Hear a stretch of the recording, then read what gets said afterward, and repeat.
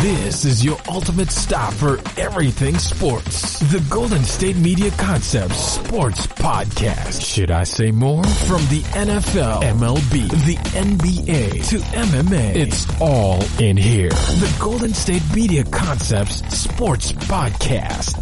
Listen now.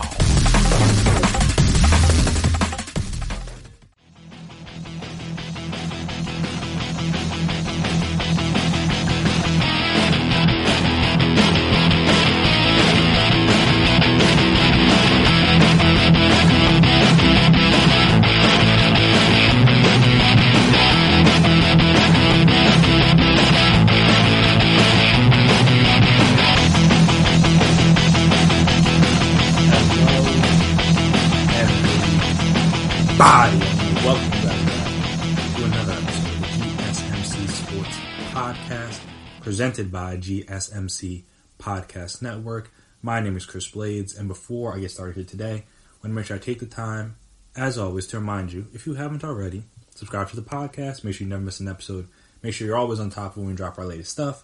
Also, if you could please as well, give us a 5-star rating, write us a nice review, wherever you listen to your podcast. It would be greatly appreciated. It's very helpful, allows us to see what you guys like, what you guys dislike, the ways we can improve, all that fun stuff. And also, if you're on social media, we're on social media, so you can find us there, Twitter, Instagram, Facebook. We can talk, we can chat, we can debate, we can discuss. And it seems as if Damian Lillard is tired of people discussing his name without putting some respect on it.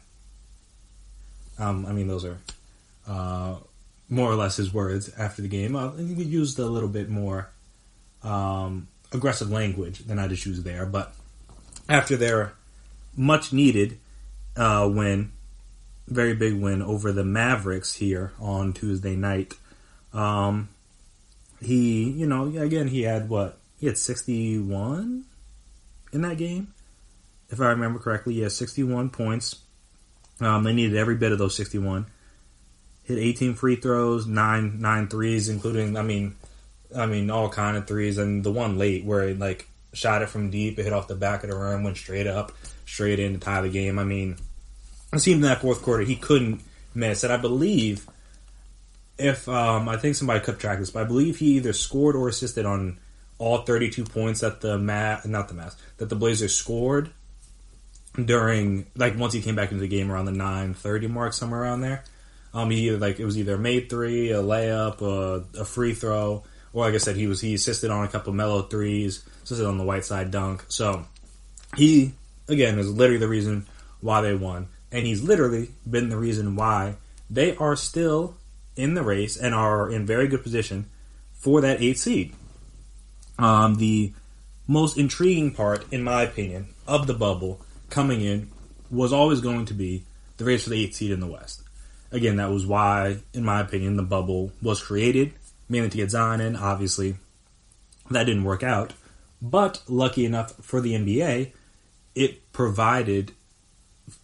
still wound up being a very compelling race. And it's unfortunate that the way the schedules were done in terms of what games were going to be on TV, what games weren't going to be on TV. It's a shame that more of the Suns games weren't on national television. More of the Spurs games were on national television. Because the Blazers have been on national television a decent amount, so it hasn't been an issue for them. But again, just I know the Suns Thunder game from yesterday, I don't think that game was on national TV. And I don't recall, but I don't think granted, the Sixers weren't playing anybody, whether due to her injury or rest or whatever, so it really didn't matter. But again, a lot of these Sun games haven't been on national TV that I've seen, or because I've tried to watch most of the NBA games just because that's I watch a little NBA, watch a little MLB, watch a little NHL. Haven't done too much MLS watching yet, though I'll get in on that as the season continues on in their bubble. But NBA has been one thing I've tried, or I've watched almost every night. And like I said, the Suns games have been very few and far between, at least on national TV. In my own personal opinion, again, I may be wrong about that, but just from what I've seen, they're very few and far between, and that's unfortunate because the Suns are also 7-0. So like I'm saying, ideally, I understand like, all right, you want to get the Lakers on TV, you want to get the Clippers, you want to get the Bucks, you want to get the Raptors, you want to get the Rockets, all the different teams on national TV. I get that. But at the same time, the secondary agenda should have been making sure everyone is on top of that race for the 8 seed. Again, whether it was, because I think like they put Pelicans, because I think that's the thing, they thought the Pelicans were going to be in it, so that's why the Pelicans-Kings game that was on after the Blazers-Mavericks game was on national TV, and everyone's like, this game is like, both these teams are already eliminated, like, what's the point? That's the other thing, is that within a bubble, seeing as all the people, like, no one's leaving, it's not like you have to travel different places, or you have to set up for different games and arenas, different things like that. I feel like they should have had a more flexible schedule, obviously, because you know about flexing games and things like that, from whether it's basketball, baseball, football, others, like any sport, national TV games can be flexed if they're far enough in advance. You decide to do it, but I feel like since again all of the games are within the bubble, they should have done a better job. Personally, again, the bubble's been good, it's provided for a lot of compelling and interesting content.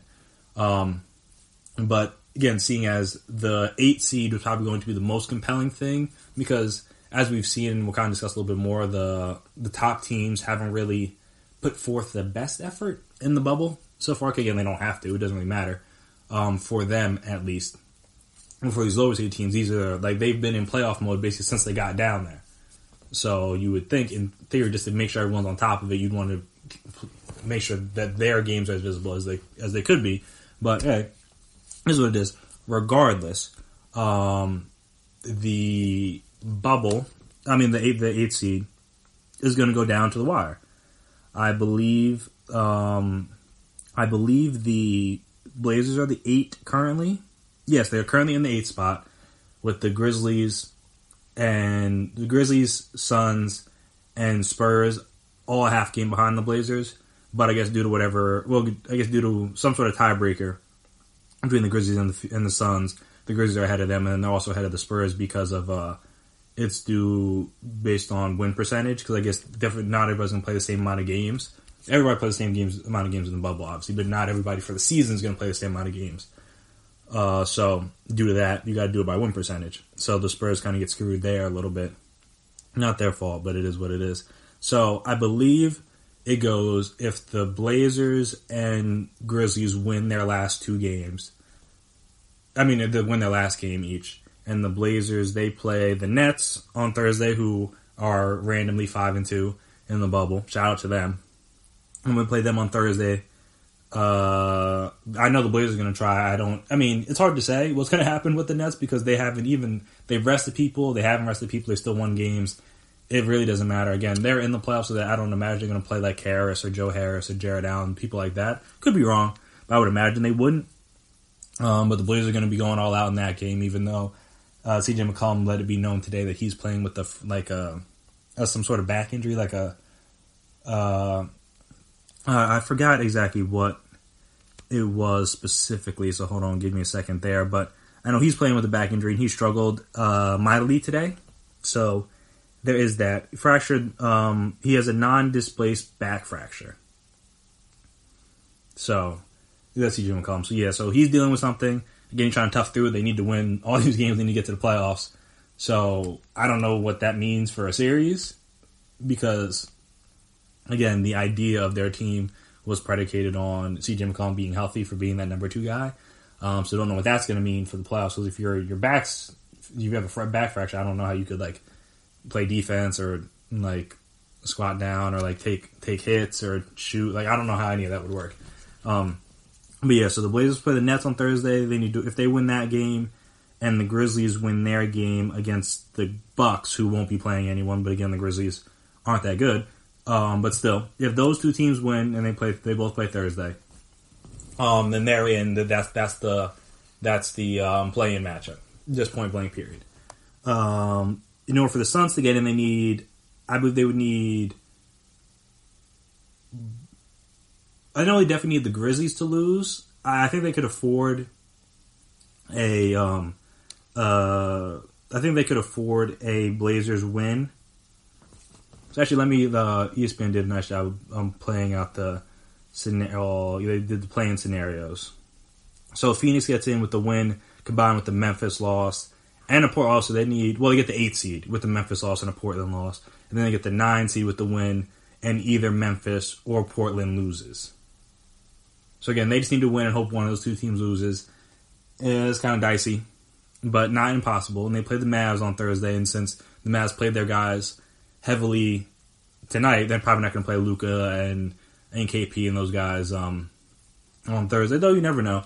Although that's unfortunate for the Suns. They might go 8-0 in the bubble and still might not. That still might not be enough to get into the playoffs. And then the Spurs, in order to get the 8 seed, they need to win all the 3 teams above them to lose. And then in order to get the 9 seed, they need to win and 2 of the teams, whether Portland, Phoenix, or Memphis, to lose. And they play the Jazz, who I don't know if they'll be playing guys heavy on Thursday. But also the Jazz haven't been that good, so they could beat them straight up. But yeah, so that's kind of how the matchups go. Like I said, the Blazers and Grizzlies are both winning you're in. They want to go up. Again, if the Blazers want to stay at the 8 seed, they need to win or have everyone lose. If they want to be the 9, they need 2 of the 3 teams behind them to lose. Memphis win and a Portland loss. They're back to the 8 seed.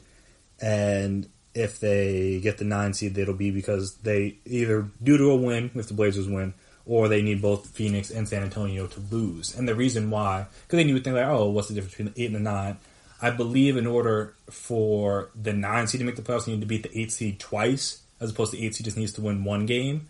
So, as I'm saying, being the 8 or the 9 in this scenario definitely does matter because it determines the amount of games you have to win going forward. But that'll be key because all these teams play Thursday, so that'll be something to keep your eye out for and monitor. Just again because that's really all that's going to be the most compelling stuff for the rest of this bubble because every team's got between 1 and 2 games left.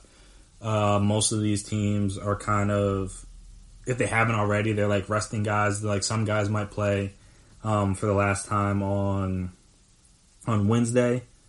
Kind of that some team 7th games. I mean that's a good amount of team 7th game. And then if they play hard Wednesday, which I mean they might not. Like again, like you're looking at like the Heat, Thunder. Like that game, the Heat just beat the Pacers.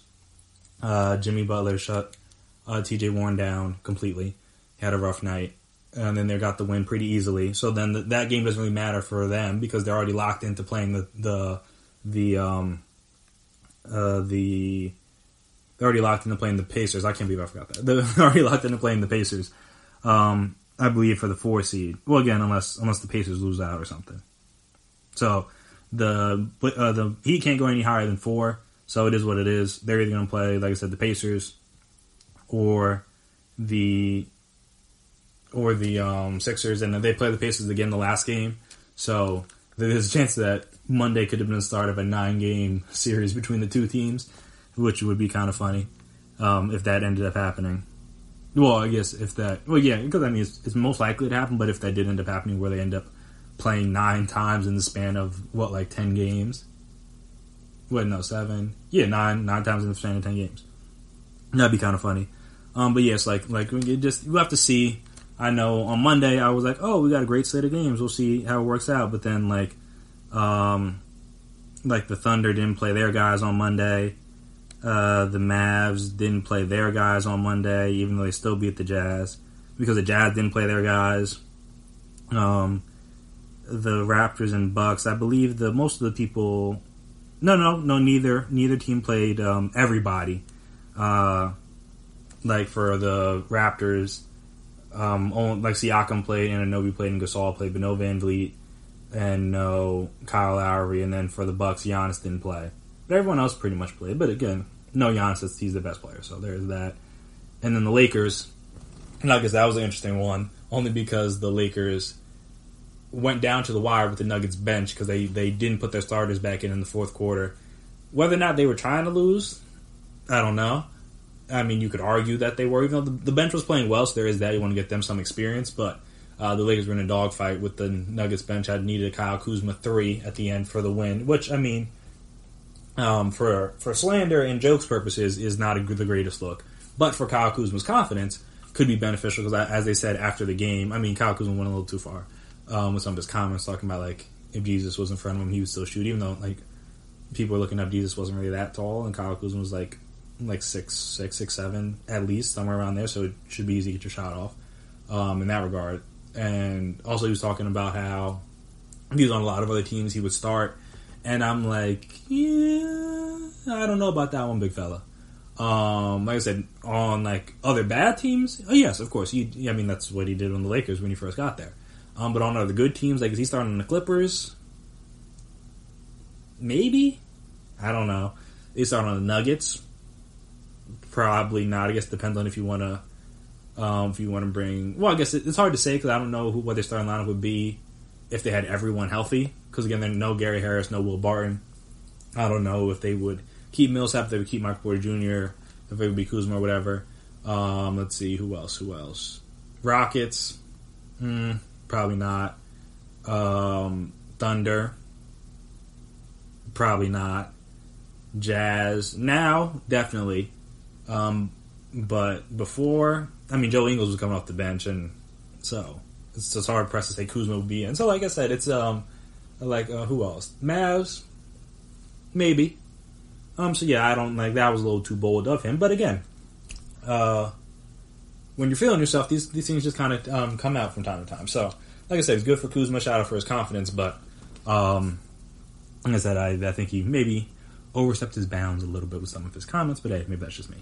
But yeah, shout out to Dame, shout out to Devin Booker. I know we'll talk about it later on, but they're giving out an all bubble team and also a bubble MVP. So those two are probably the top of the leaderboard right now.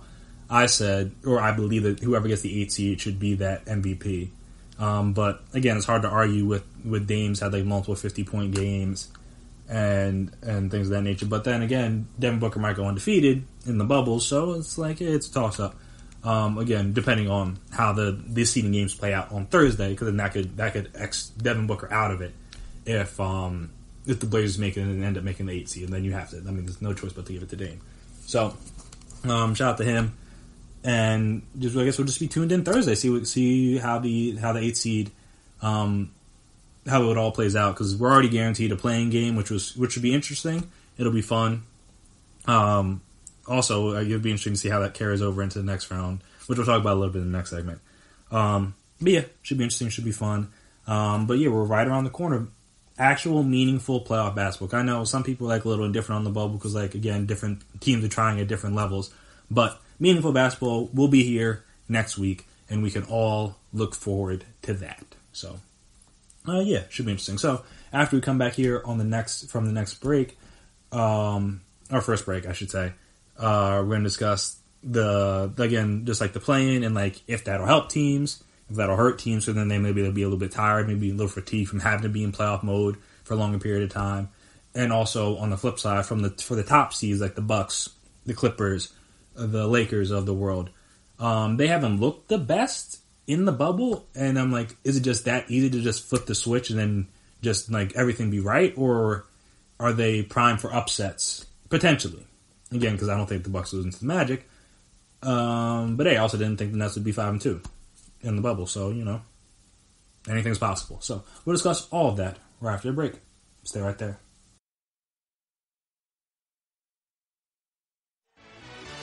Are you looking for the very best NFL and college football podcast? Then check out the GSMC Football Podcast. Get the latest football news both on and off the field. From the NFL Draft to trades to the rumor mill to the NFL Combines. They got you covered. That's GSMCpodcast.com/football-podcast. Get updates on college rivalries, game day insights, and much, much more. It's football talk the way you want it. This show eats, sleeps, and breathes football. Don't forget to like them on Facebook and follow them on Twitter. Visit GSMCpodcast.com for more info.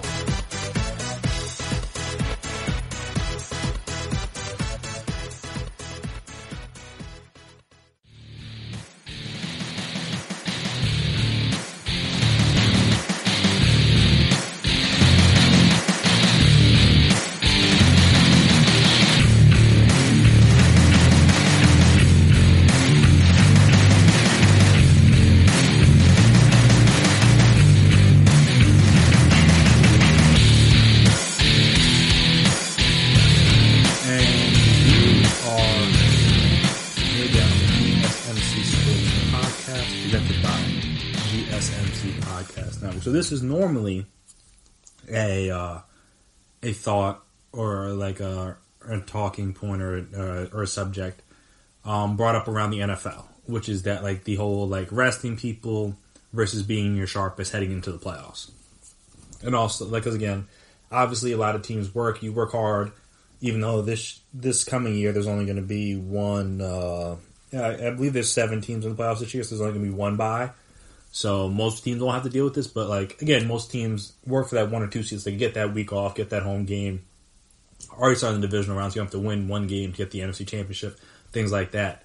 But at the same time, then you risk, all right, then it's like, how much do you play your guys in week 17 because you don't want them to get hurt in a game that doesn't matter for you, but also you don't want them to have like almost 3 weeks off before they play a game that matters. Because you might get off to a slow start, and then especially in a 1-game playoff, that might be too much to overcome, as we saw with as evidenced by like Titans, Ravens. The Titans were hot at the end of the season.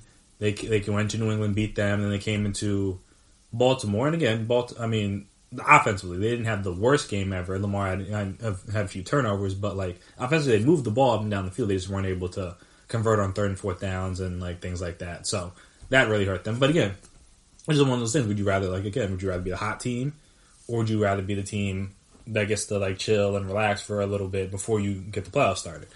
And that's kind of where we're going to see.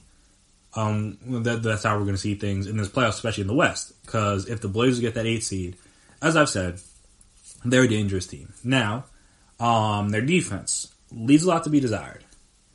And also even offensively, especially if CJ's like really, really hurt with the back thing. Like that's true and he has to miss any time. Like you're going to need Dame to carry the offense. Again, Melo's been good in the restart. Gary Trent Jr. has been good in the restart. Nurkic has had his moments too. So they have people offensively.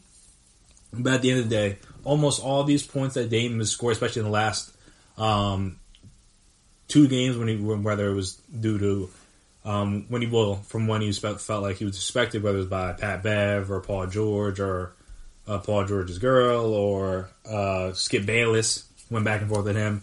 So yeah, whoever it was that he felt disrespected by, he decided he was going to be on a mission, go out there and show why people should put respect on his name.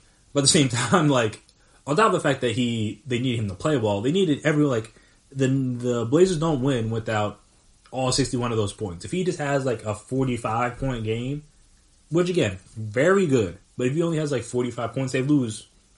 Like the Mavs, they lose, i.e. the Mavs win going away. They needed every bucket, every free throw, every assist he had in that 4th quarter. They needed every last one of them. Literally, they need every last one of them in order to hold off the Mavs. I guess really to come back against the Mavs. They need every single one. And like I said, is that a sustainable offense for playoffs? Because again, in theory, with game planning and again you're matching up with the same opponent multiple times now, the Lakers, in theory, could have a plan on how to combat or defend Dame a little bit better than again the Mavs for whatever reason, just letting them go one-on-one, letting them do the high pick and roll. Porzingis didn't want to give up the rim, so he was dropping back, and then he's pulling up for 3. Especially, these in the 4th. I mainly watched the second half, but that's what I saw. Even they were saying that and then if he did play up, he just drove right by him. It was just like, or he would draw a foul, or it was just like Dame could do whatever he wanted on the offensive end. And granted, when you have good offensive players, that's going to happen every once in a while. Like they're just going to get hot, and there's nothing you can do about it. But again, they needed every single one of these points, and they needed almost every single one of these points the entire restart. It's not just like it was a this game thing or a last game thing. Like they've needed him to score and to score a lot, basically the entire time they've been in the bubble. And it's like, is that sustainable? And also, again, they touched on this. I saw the graphic. They talked about this too. I think the 3 highest in terms of minutes per game played in the bubble are Dame, CJ, and Luka. Which again, we'll talk about him in a second. But because obviously he's been great. But from a fatigue standpoint, just like, is there going to be some sort of burnout by the time these guys get to the playoffs? Again, you've got to at least they'll be hot. They'll be on the roll again if they get in and win the playing game and things like that. And then once you get there, now you're facing the Lakers team, who, again, their defense has been hit or miss depending on the game. Their offense has really been the part of the side of the ball that struggled, if you want to say it like that. But yeah, it's just like one of those things that like if can Dame continue to be hot, or should he expect to continue to be hot? Because again, he's basically had to play 8 playoff games just to even get here because they needed to win, especially with the obviously not knowing what we know now about how well the Spurs and the Suns are going to play. If they lose any one of those games, they're out of the playoffs on the outside looking in right now. If they lose any one of those games that they could have lost, if they would have lost to the Rockets, they would have lost to the Nuggets, because they would have lost to the Mavs tonight. Like again, things would have been positioned differently for the playoffs. So just one of those things. Like, would you rather be them and be hot, but also potentially be tired, or would you rather be the Lakers, who, not that AD and LeBron haven't played a decent amount of these games, but they haven't.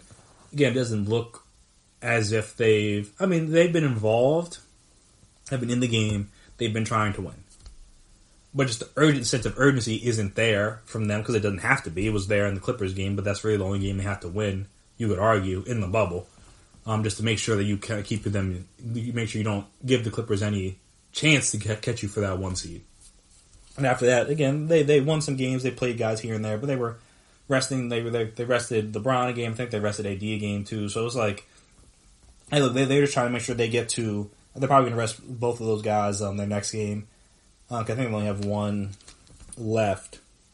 I could be wrong about that. Let me see. Actually, let me see if they have 1 or 2. They play Thursday against the Kings. There's no way anybody's playing in that game of importance, at least. And yes, that's their last game against the Kings, who have already been eliminated. Like they're not playing anybody of significance. So yeah, it's just like, would you rather be them and kind of had a rough go of it through the playoffs, or through the bubble? And again, they were able to win last night, but outside of that, they've looked very shaky. Lost to the Rockets, lost to the Thunder, lost to the Pacers, lost to the Raptors, and in all those games, they didn't look their best. In almost every one, outside of the Pacers game, they didn't score over 100 in either the 3 losses to the Raptors, Thunder, or Rockets. And they gave up over 100 in all those games. So it's like, would you rather be them and kind of like, like you're just kind of make it through. You're just like, hey, we'll get ourselves bodies and everything warmed up, and then boom, once the playoffs go, we'll flip the switch and we'll be ready to go. Like, is that reasonable to expect? To just be like, all right, I expect all these guys, especially, okay, AD's been in the playoffs, but like, and Danny Green's been in the playoffs, but Alex Caruso hasn't. Kuzma hasn't.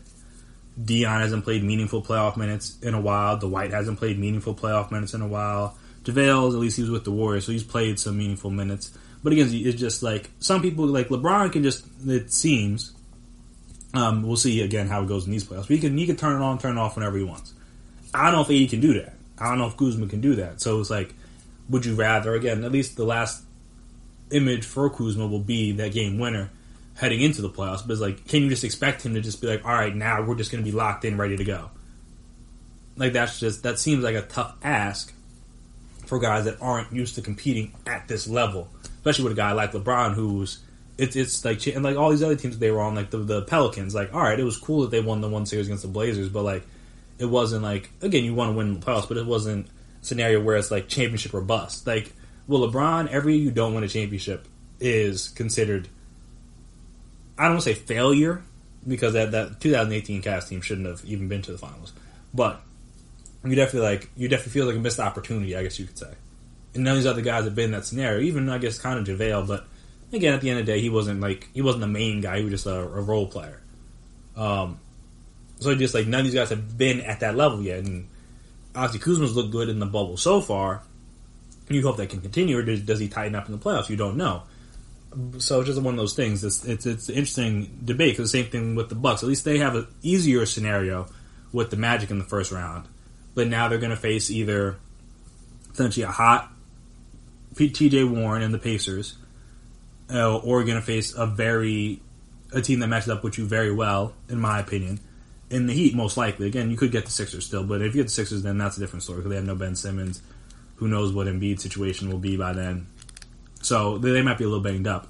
But like, you could face a Heat team that matches up well with you, and a Pacers team that might have probably the third or fourth best player in the bubble so far. And you would think that could potentially continue. And again, you're coming off of a stretch where you haven't played your best basketball. Granted, they played really well in that second half. I think it was against the Celtics, where they kind of had to come back and remind everybody, like, oh yeah, we're still the Bucks. And then obviously they dominated. No, it was the Heat game. That was the Heat game. But again, they lost to the Rockets, lost to the Nets. Even though, again, people didn't play the second half, whatever. They still lost. But again, that game they would normally lose. Lost to the Mavs in overtime, in a game where everybody tried. Lost to the Raptors again. So it's just like, again, they've been up and down. They've been inconsistent, at least, you could argue. And again, that's not normally you want to play your best ball come playoff time. And these teams aren't doing that, while, again, these teams that are fighting for a position, like the Blazers, the Suns aren't going to beat the Lakers, I don't think. But the Blazers at least could put up a fight, assuming their defense tightens up, which it might not, we'll have to see. But again, they're playing, at least especially Dame, is playing sensational right now, and do they have a guy that can guard him from perimeter? I mean, Kuzma's looked better, Caruso's not bad, Danny Green's been a good defender, but I don't know if he'll be like that on guys, especially like Dame. And then again, they have the size to match up with AD and JaVale, with Nurkic and Collins and Whiteside. And then we'll see what happens with CJ, but like Gary Trent's been playing well, been shooting the ball well especially, and Mel's been playing well in the bubble. And I think I've said this before, but the Mel's, I feel like, has at least one really good playoff game from him. Again, I don't think he's going to be bad in the playoffs because he's been good this whole restart, but I think he has like one 25, 30-point game in him, especially if he's going against LeBron. He's going to be extra hyped up to kind of show case that, hey, look, LeBron might be in year 15, or we might be drafted the same year. He might be the GOAT, whatever. But I'm still not as good, obviously, but still close to it. So again, it's just going to be interesting to think about. Like, would you rather be one of those hot teams, or would you rather be a team that be maybe a little more rested, didn't play as many guys, didn't play as hard, didn't take it as seriously? Even the Clippers have been resting guys, and they're trying to get guys back. I mean, Halo is just now getting back to the bubble, see what kind of shape he's in and what he'll be able to provide whenever he's able to step back onto the court. He has to go through his quarantine and everything, then practice and things like that. And so they haven't had their full team yet in the restart, and it's just like, all right, you're going to face a Mavs team that you should beat because the Mavs plays little defense. But again, no one wants to have to deal with Luka if you don't have to. Like I said, that's part of the reason why I think the Nuggets tanked that game against the Lakers. They're like, you could get the two, but then that could mean Luka, and it's like, we'll rather deal with the Jazz or even the Thunder, but not like Luka. You don't want to have to deal with that every night, a walking triple-double every night. That's just not something you want to have to do. Again, even though you should beat them, but then that might tire you out. Now you go into the second round series a little bit wounded, a little banged up, and you just, like I said, that you want to in theory, you want to get the easiest matchup, and I think for the Nuggets, they feel like the Jazz could be that. Just like, all right, we can get this done in 4, maybe 5 games, assuming Donovan Mitchell doesn't go Super Saiyan on us like he did the other night. And I said, if that doesn't happen, then you think, all right, we should be fine. So, again, just one of those interesting things to discuss and see how it plays out. It's like, because again, I think with the bubble, no fans, no home court advantage, things like that, you could see more upsets in these playoffs than you would have in the normal NBA year, especially because in 7-game series, when you have series, generally speaking, the better team wins because you have more games to play. One game, anything could happen, but over the course of 7 games, in theory, the better team should win. But hey, it's like I said, it's a new environment, it's a weird environment, so you don't really know what could happen. But yeah, it's just an interesting thing that I thought about. I think it'll be interesting to see how it plays out. Would you rather be the hot team, like the Blazers or the Suns coming in? Or would you rather be the team that didn't play as well, but you're a little bit more rested and not as fatigued, not as worn down, i.e. like a Bucks or a Clippers or a Lakers team, one of those type of teams. So it'll be interesting to see how that all plays out. Like I said, this time next week, we will be fully into the playoffs, and we'll have at least the beginning of some of our answers. We'll have like the first game, so we'll begin to see some of our answers. But yeah, that'll be interesting to look at when that does happen. And speaking of interesting, college football.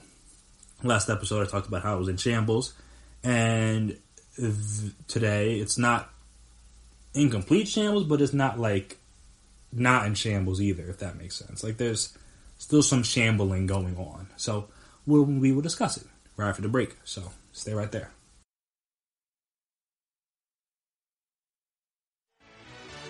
Check out the show that's built on the MMA. From the UFC to extreme cage fighting, they got the fights covered. Check out the GSMC MMA podcast. Get the latest news on past or upcoming fights. Join us as we talk to and about some of the biggest names in the MMA, past, present, and future. When it's the fight game, there's just one show to check out. GSMCpodcast.com/MMA-podcast. Don't forget to like them on Facebook and follow them on Twitter. Visit GSMCpodcast.com for more info.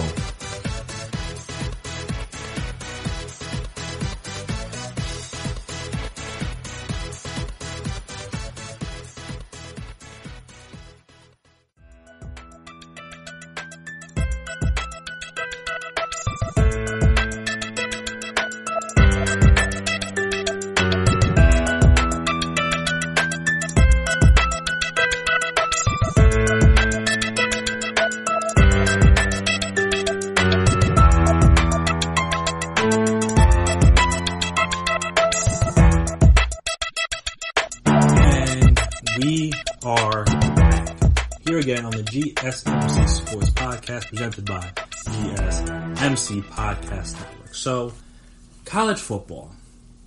Yeah, when I last talked to you guys, I thought there was a chance that the whole season, like all the sports, well, let me not say that, because I mean, based on how some of the states where SEC schools are located have handled the pandemic, I did not, or just, I don't want to say handled, because it's not like they've all done a terrible job, but have some of their positions and the level of serious that they have taken it throughout these I guess 6 months?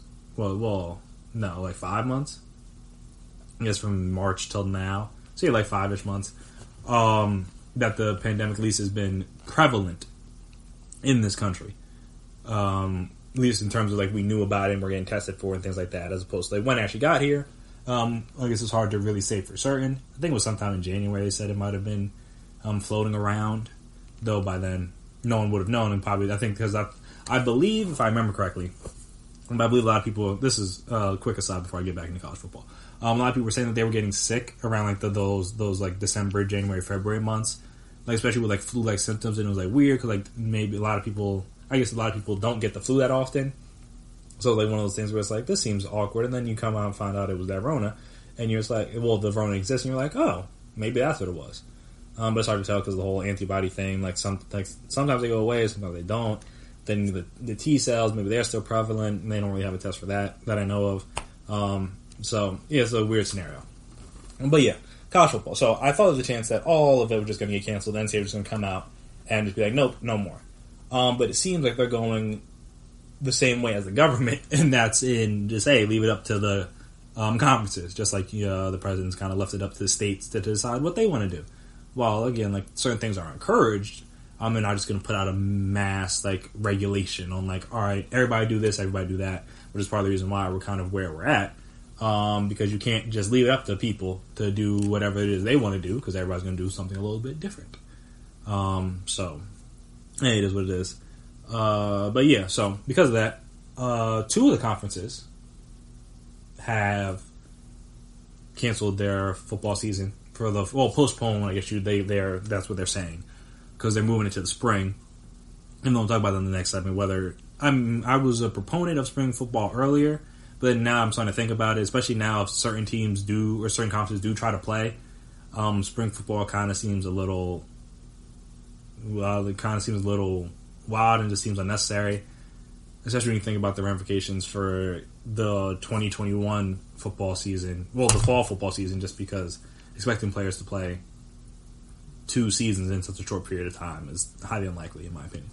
But yeah, so the Pac-12 and the Big Ten have postponed their football seasons. The seems as of this moment, see if anything changes. I guess we'll have to wait and see if things get worse, ?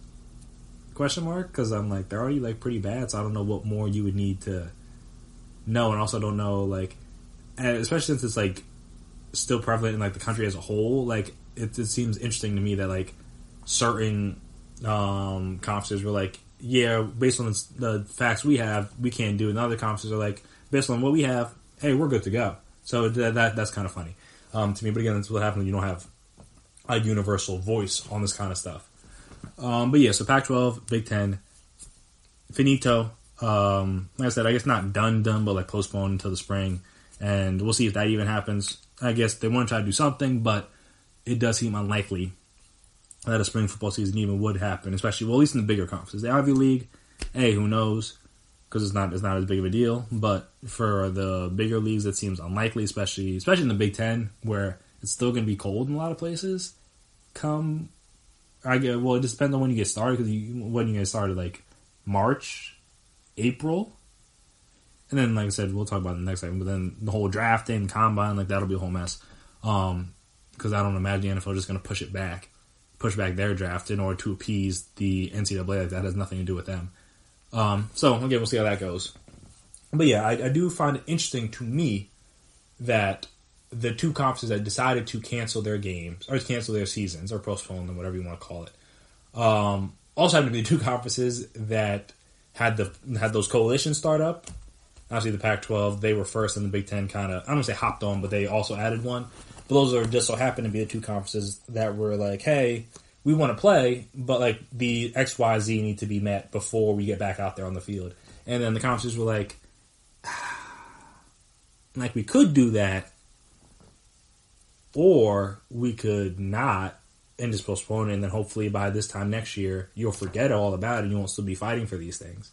Or even if you still do, we'll have a better plan for it. Because, like I said, I think if they would have made these demands in, say, like May or June, and I'm not saying it's the players' fault, they're more than welcome to decide to do this whenever. It's on the NCAA to decide if they want to listen to these players and meet their demands. Or I guess, well, these conferences if they want to meet their demands. But the short time frame, because again, a lot of stuff started in late July. So again, you have about a month-ish, depending.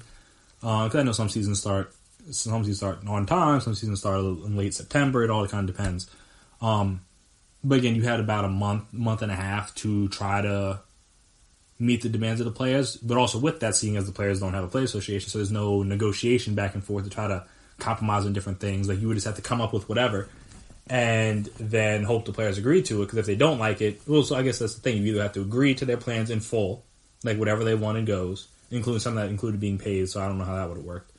About the universal, the universal plans for healthcare for all the schools, and like I said, honoring the scholarships, and like if people wanted to opt out, honoring that, like different things. They would need to make sure that they had that uniform across the board, and they met those demands. Or else, like I said, especially the Pac-12, players just wouldn't have played, and that's a disaster in of itself. So you don't want that either. I mean, I thought that wasn't lost on me that it kind of happened, and that's kind of the way it happened is kind of the way I figured it would happen. Though I figured it would happen for all college fall sports, because again, it's not just football that's canceled, all fall sports. Just because if you have these student athletes on campus, just them, again, not the students, because not every school is having students taking person classes, things like that. Most of them have them up there. At the very least, they don't have them on campus, taking classes, things like that. It's also, a lot of it's virtual, depending on the university. But I think some, especially in the Pac-12, they weren't even having that. Like, they're all virtual. I don't know the different school by school breakdown, but you get the point. So yeah, with that, if you have that, it's like, and you have those students up there to play their sport or whatever, you are finally admitting that they're not students first. Because if they were, then they'd be treated like students, and they wouldn't be allowed on campus.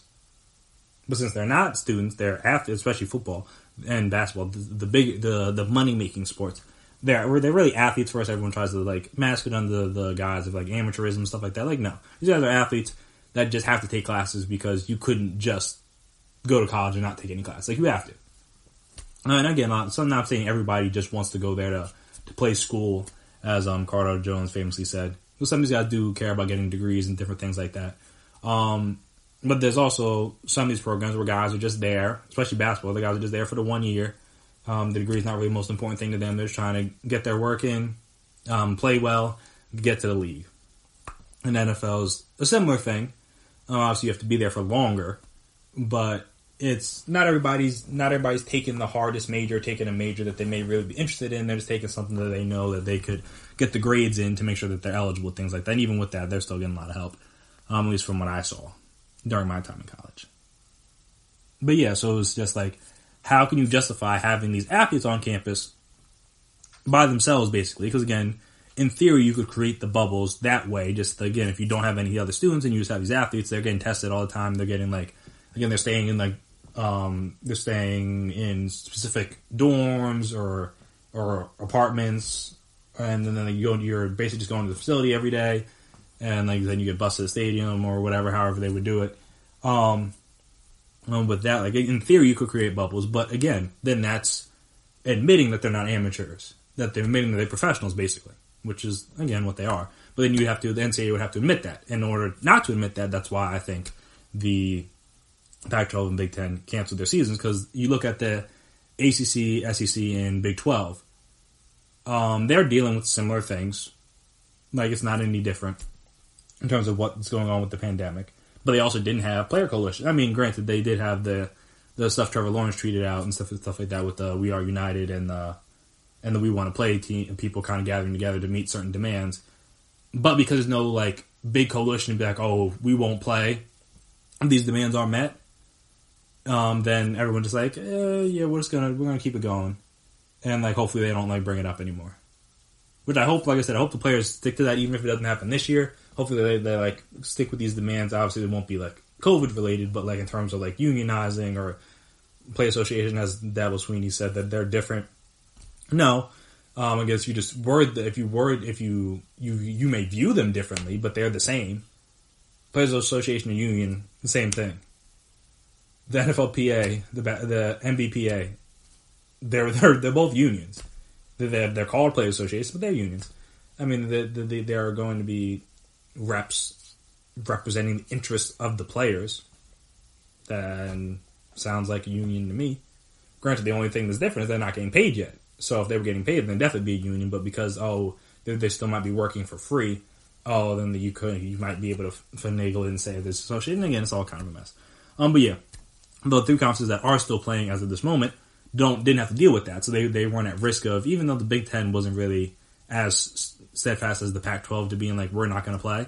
But still, you just don't have to worry about that. You didn't have any guys saying those things, so they're just hey, maybe we'll keep it going and we'll figure it out from there. Though again, like I said, also the parts of the country that may not take it as serious as other parts of the country do also happen to coincide with some of those states and where some of those universities are. So I thought that was kind of interesting as well in that regard. But yeah, it's all kind of a mess, and all kind of leads to a couple issues. One being that there's no real central voice on this, which has been a part of the issue again, and that's part of the issue in the country, is the fact that everyone's kind of doing their own thing. It leaves it up to the conferences or the schools or whatever to vote on what they want to do, and also that leads to them voting on what they want to do in terms of safety protocols, or how strict are we going to be on these rules, or different things. It just with no uniform thing, that's how you end up with a scenario with the with baseball, where you had certain people. Well, early on, what the Indians did was just foolish. But with the Cardinals and the Marlins, they were a little bit. The MLB was a little bit more lax on all right, when you're off the field, you can or can't do certain things. The NFL has been a little bit more strict in the beginning, being hey, if you do this or do that, you're going to be subjected to a heavy fine. So hey, do it if you want, but again, there's going to be ramifications and consequences if you do. The MLB was hey, it is what it is, and then all of a sudden it happened, and you're oh, maybe we should have been a little bit more strict on that. So again, that's the issue, is that you're only really as good as your weakest protocol. So the Alabamas of the world, the Clemsons of the world, the Texas of the world, they may have the money and the resources to have everything completely perfect. I mean, as perfect as you can get. I know Michigan, Jim Harbaugh, he put out some statistics that Michigan football's had in terms of their COVID testing and things like that, and where they've basically been able to keep it to a minimum. at least in the recent months. So yeah, maybe Michigan's another school that has the money to be able to do that kind of thing. But maybe I don't know what the budget and different things are like at all these different schools. But like, I don't know, maybe like can Iowa State afford to do those kind of things? Can trying to think of like an SEC school. Can Arkansas afford to like put in place the proper protocols, put in place the different like make sure everybody has masks or has face shields or you're testing twice a week, like all those different things. Like, can teams afford to do that? Because if they can only afford to do it, like say we can only put certain things in place and then maybe only test like once a week or twice a week as opposed to some teams maybe testing 3 times a week or whatever it may be, then you leave everyone else in the conference at risk, or just mainly the team you're playing at risk. And also that goes for the schools as well. Because if the schools are like, yeah, we're going to let people be back in classrooms, we're not going to require this or require that or social distancing or whatever, or you're not going to get in trouble if you like hold parties or different things like that, then you risk those players being exposed and them exposing other teams and things like that nature. So again, it's all kind of, you're only as strong as your weakest link, as I mentioned on the last episode. So that's kind of also the issue with these with the teams that or the schools or conferences that are playing, is that at this point you don't know what it's going to look like. Because again, we've seen schools have to open up, and now, or it seems schools started to open up, especially in the South, and now they're starting to get hit with cases and things like that. I think I saw a stat where, again, hey, you can find stats on literally everything regarding COVID, to just say whatever you want them to say. But I think hospitalizations and cases in children especially are going up, and obviously these people are young adults, but that doesn't mean that they're immune to it. So if they can catch it and spread it and different things, if you could bring thousands of them back on campus at one time, to think it couldn't potentially spread on a college campus is a little naive, in my personal opinion. Also, that doesn't even get into the liability of it, which is why like lawyers and different things were involved. That's why it wasn't just the coaches and the players making the decision. It was not even just the ADs. It was like presidents and people like that. And like I said, involved with like lawyers and different things and doctors that are making the decisions on these or for these schools almost. And yeah, with the whole, I know that I forget what the I don't know how to pronounce the exact term, but like the heart thing that may be, again, it's a thing that you could get regardless, COVID, no COVID in athletes, but you don't know if athletes that get COVID are not more susceptible to it. I think that's what the Red Sox pitcher that's out for the season suffered from, or he had to deal with, was that. And again, I don't know what the long-term effects of that are. I don't know if it's just a short-term thing, but again, if you have an athlete miss a couple months, that's the whole season, basically. So again, you don't want to deal with that. And then, like I said, you don't want to be the school that has a coach, has a staff member, or has a player pass away due to this. You don't want to be that school, in my opinion, which is why I think the Big Ten and Pac-12 just shut down. It's like I know Bomani was talking about it, and he's like, I'm Bomani Jones from ESPN. He was talking about it, and he's like, do these presidents or ADs or whoever have an answer for if such and such happens, in terms of like if someone passes away, how do we deal with that? If you don't have a good answer for that, then like there's no reason to open up schools. There's no reason for me to believe that colleges are going to be completely on top of their game when we've seen athletes pass away on the watch of coaches and athletic departments. That's literally what Maryland went through. I think not a player, but Notre Dame, like they had one of their film guys recording like high winds, and he ended up the station or whatever you want to call it that he was standing on ended up crashing. I think he passed away from that. Brian Kelly had to deal with that.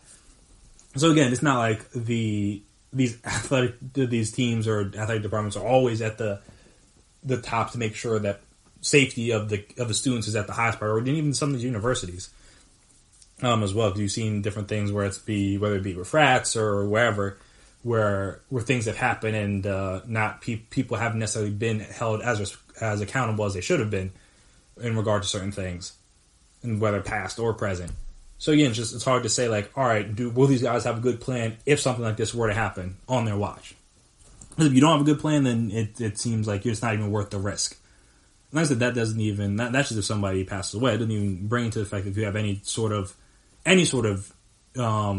side effects or just side effects that come from if they catch COVID while, again, being on campus to play football, because that's literally what they're on campus to do at this point. because the teams can afford to lose money. So yeah, all a bit of a mess. I guess we'll see if I know like teams like Nebraska and people are talking about like, oh, will players transfer? Will teams try to go to different conferences to play? I guess we're going to see how that plays out over the next week, 2 weeks until the season start up, and also I guess we'll also pay attention to if any more teams. I know they're going through it right now, but if players get back on campus or students get back on campus and things start to spike again, will sports have to shut down, or will they make it through a full season? That'll be a key to watch. But as of now, 3 conferences are going to play, 2 aren't, and we'll see how that goes from there. But again, with that being said and with that taking place, the next segment we'll talk more about the ramification and the effects of only 3 conferences playing, and what that means for the likelihood of spring football, how spring football would even work potentially, and or at least in my opinion, I know there's some articles you could read about it from people more knowledgeable than myself. But also then how does that affect the combine, the draft, different other events that the players, especially all over, were opting out for to be ready for their spring football. How does that affect things? And also, again, how would that affect the next season? All that stuff we'll discuss right after the break. So stay right there.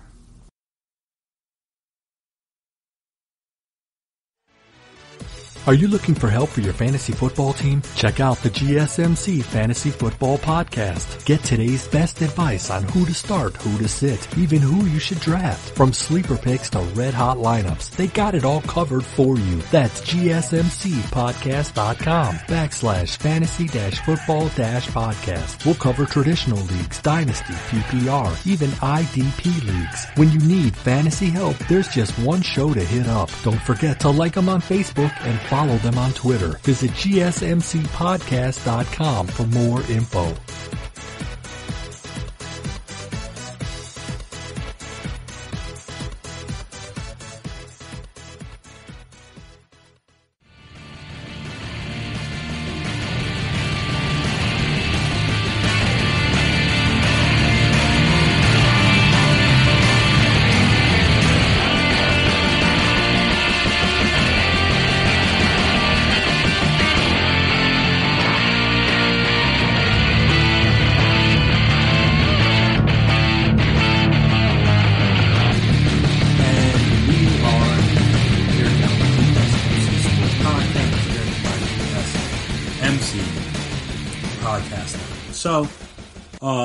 There's, like I said, there's a lot to discuss when we're talking about the 3 conferences that are playing and kind of the effects that'll have. But again, all this is made even more difficult due to the fact that there's no like universal plan for all this. It's just like everybody's kind of on their own.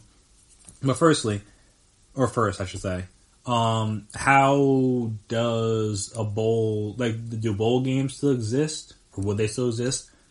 Does the college football playoff still exist? Because a lot of these like bowl games are like pegged for like, all right, this conference gets this bowl game, that conference gets that bowl game, different things like that. And again, we're talking like way down the line.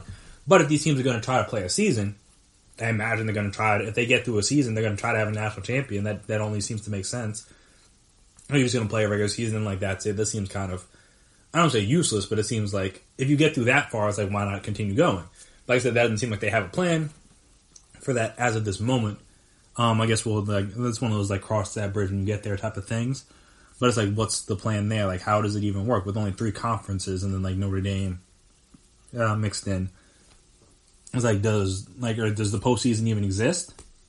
Do you just have a playoff with the Pac-12? I mean, not Pac-12, with Big 12, SEC and ACC teams? Do you just have bowl games with Big 12, ACC and SEC teams? Like, it's I don't know. Like I said, that's not my decision. Does it even matter? Like, really? Like, is it even worth having a college football playoff? You only have 3 conferences playing at all. Again, that seems kind of weird. And then when you project it forward to the spring, it's like, alright, so then how does that affect the combine for the teams? Okay, we'll first start with the conferences that are playing in the spring. Potentially, at least. How does that affect the combine? And they said, is the combine going to be pushed back? Or is it going to start the same time? our players are going to have to choose whether they want to opt out and go pro or stay and potentially play 2 seasons.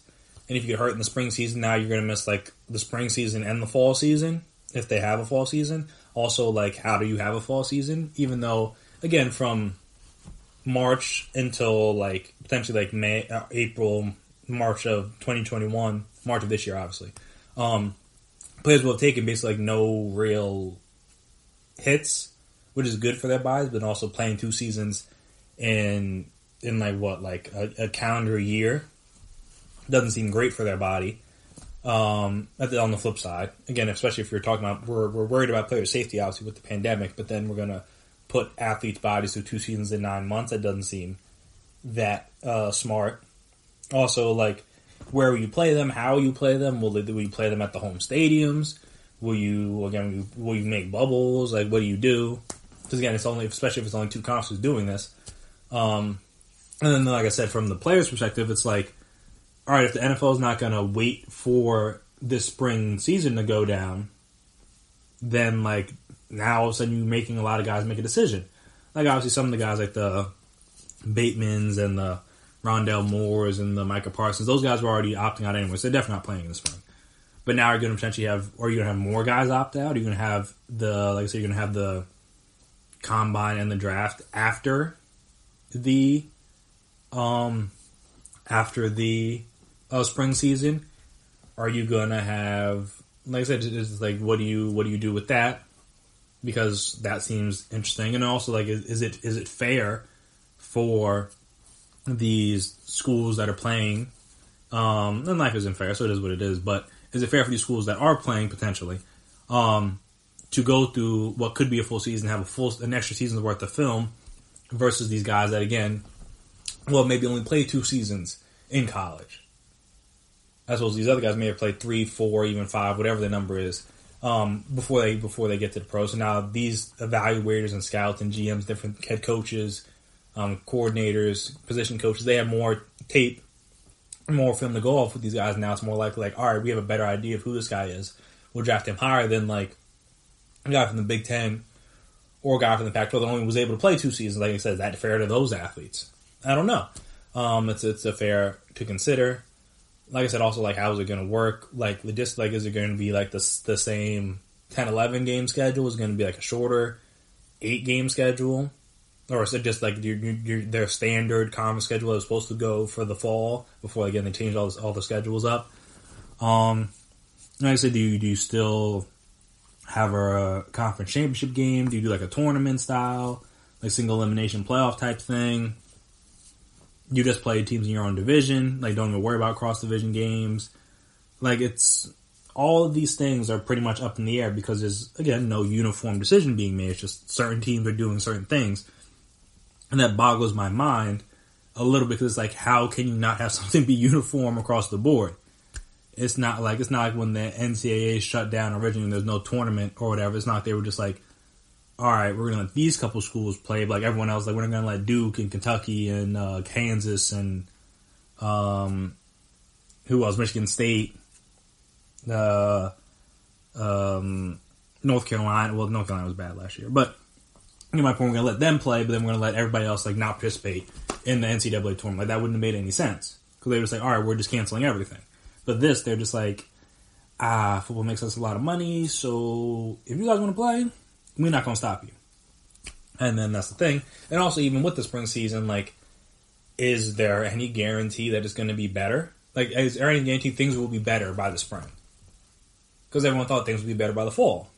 Now they're arguably worse than they were when things shut down originally. And yet we're bringing kids back on campus, we're having them play sports, all those different things, potentially. Again, because not everybody's having that. But potentially having these guys play sports, do whatever. And I'm like, how do we know that things will then be better in the spring of next year? Because everyone thought things were going to be better now, and they're not. So what's to say, or why would we believe that things are going to be better then? It's a fair question to ask, because it's like, all right, if things aren't safe now, how do we know they're going to be safe? Like, how do you just not cancel it outright and just like, hey, look, we'll look ahead to 2021. Hopefully we'll be able to have that season in like a non-bubble format. It's a fair question to ask. how that works. And like I said, for the main proponent, it's like, what do you like? It seems unfortunate to certain athletes that, again, just because of where they chose to go to school, they might not have a season. Now, I said if everybody didn't have a season, and hey, look, it is what it is.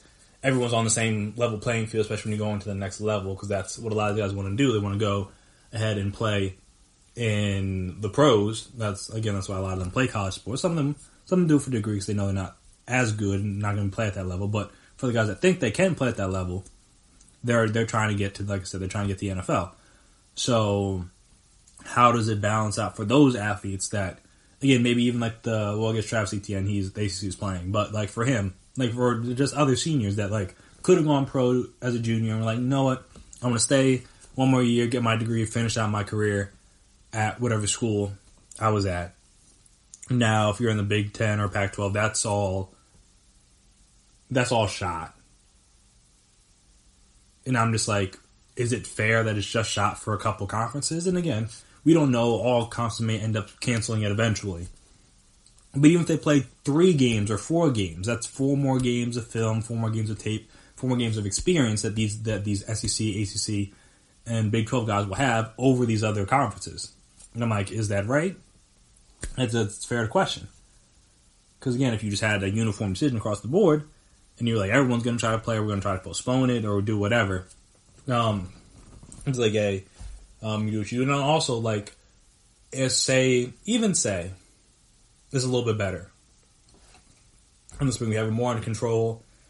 Obviously, we'll know more about it and potentially the long-term effects of it. But will it be any safe for the student athletes, again, in terms of, like, if we know that, like, all right, it could cause X, Y, or Z, or now that we're a year removed, we see people still struggle with this, or still struggle with that, or these organs haven't recovered, these organs haven't recovered. I'm saying unless you have like a full vaccine, which again not everyone's going to take, for a multitude of reasons, whether or not they're just anti, or just because you don't want to you don't want to be the guinea pig for the first one to make sure it works. Because again, every vaccine or even like the flu shot, they give you like a bit of the disease. So if they give you too much, now all of a sudden now you're getting sick, and now you don't want to be. You don't want that to be the reason why you got it, and now you're hospitalized, and then things like that. And so then it's just like, will the long-term effects be better? And obviously we'll know more. Like I said, we'll know more about them, but will they be any better or worse if you play in the spring or you play in the fall? It's like a lot of came down to liability, and unless the disease is just completely eradicated, which is possible, even though everyone's kind of saying it might not be, might be around for a little bit. We'll just, again, maybe become more immune to it. But yeah, if that doesn't happen, and the risks that were there in the fall are still going to be there in the spring. So it's all kind of a bit of a mess, and it all just is due to the fact that there's nothing uniform coming from the NCAA. And like I said, if you just had one uniform thing and everyone's going to do this or do that, and we're all going to play, or we're all not going to play, or if we're going to play, we're going to do it like this. If we're not going to play, we're going to try to do this, different things, because we're leaving it up in the air to these conferences. At the end of the day, the people you're supposed to service the most, those student athletes, are the ones getting the short end of the stick. Because then they're the ones taking most of the risk. They're the ones that potentially, them and the coaches and staff, but they're taking the majority of the risk. They're out there playing. They're not getting paid. Because at least in the other sports, you're like, all right, if you want to like opt out or whatever, like you're still going to get paid. Or even if you want to play, you're still getting paid at the end of the day. That's why a lot of these guys play. It's like I can't afford not to have this extra money. Now I'm going to say the student athletes, they don't get any of that. They're playing for nothing more than school pride, really, and I guess potential future earnings, but you don't even know are going to be there. Because you could get hurt, you could catch that Rona, could have some effects that could delay or derail your potential pro career. Like you don't know. Like I said, and then at the end of the day, you're not getting paid for it. So, all kind of a mess. All this college football stuff is kind of a mess. It was an interesting article. I think I thought I mentioned this earlier in the segment, but if I didn't, by Bill Connolly about the spring football season and what it could look like, and also answer some of the frequently asked questions that people or touched on some of the frequently discussed topics around COVID and college football and like the decisions and like what should or shouldn't be done, different things like that. But yeah, it's all kind of a mess, all kind of up in the air right now, and we're just playing a waiting game at this point. Because once I saw the Ivy League was doing the spring, I was like, more schools are going to have to do that. Now we've had 2 schools do it, or 2 conferences do it. We'll see if any more join in. As of now, it doesn't seem like it, but I mean, there's no reason to believe that there won't be outbreaks on campuses where people are just out and about freely. And again, I get that most of these guys, in theory, will be more incentivized, like wear masks and do different things like that. And like, I know that was one of Trevor Lawrence's talking points, as well as the keeping the players safe from the virus, things like that. Them being here as opposed to being in their home, the towns or wherever. And that would be true if they were in a bubble. But they're not. They're going to be around a bunch of other students that may or may not be taking it as serious as these athletes have to take it, and that leaves you up to that risk. And that's, again, so that's no different than it would be if you were back in some town in Florida or Alabama or New Jersey or New York or whatever. You're at the mercy of everyone else around you, because you can only do but so much. If you're careful but everyone else around you isn't, then you could still get it. It's not like it's just like, oh, this person was careful, so we're not gonna give it to him. Or we're not going to infect him. We're just going to infect the people around him. Like, no, it doesn't work like that.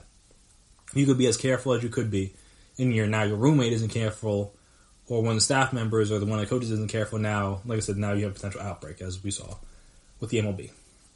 So yeah, all kind of a mess, and the fact that different conferences are doing different things complicates things just that much more.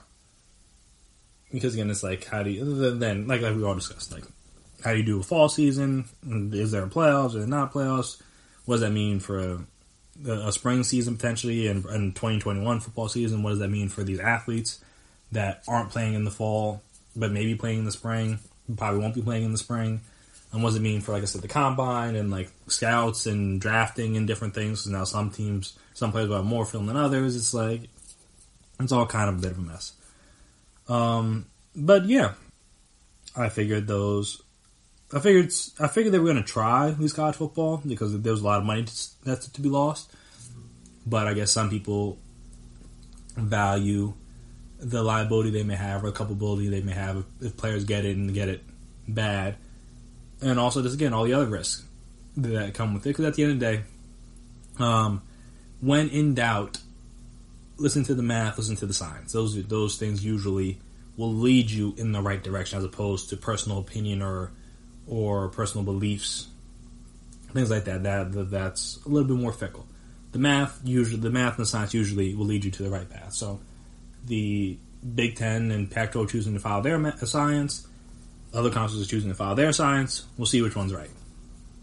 Because obviously, if the other schools have to shut down, then the Big Ten and Pac-12 are right. If the other schools can get through a season completely clean, or more or less clean, not completely, but more or less clean, then they were right. So, I mean, I don't want to do it like pin everybody right and wrong kind of thing, but it'd be interesting to see if college football can actually get off. Because it's supposed to get off, but we'll see if it actually does go off once the fall comes around. But yeah, after this next break, we will come back here and discuss a little bit more baseball. Got some more news. And speaking of the Rona, we got to talk about the Cardinals and what they're doing and how the MLB is going to finish off their season because I think they play like 5 games at the moment. Kind of a mess.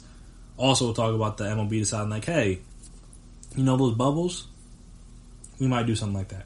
And a couple other things we'll touch on as well. So we'll discuss all of that right after the break.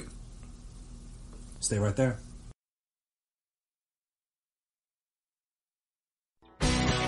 Are you looking to get your college football fix?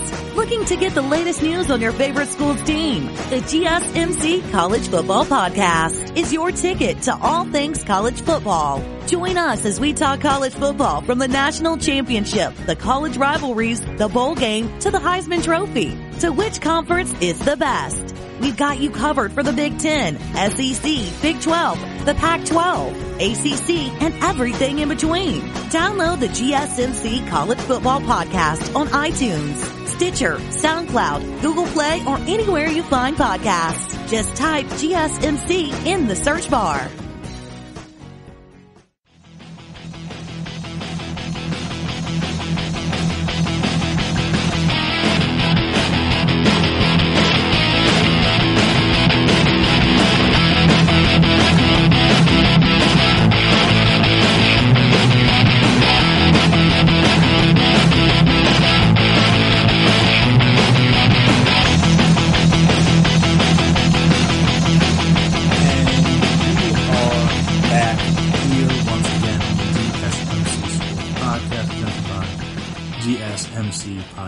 So at first, I want to talk about the Cardinals, who have, as of Tuesday night, played all of 5 games this season.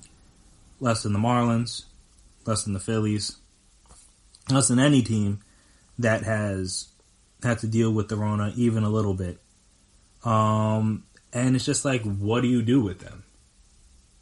Because I think they have games postponed through Wednesday. No, through the Thursday? No, it's hard to tell. They don't say the date on them.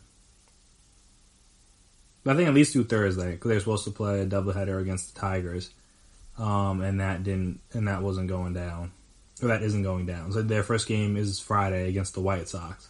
As of this moment, who knows what it'll be by then. But yeah, so they well played all 5 games.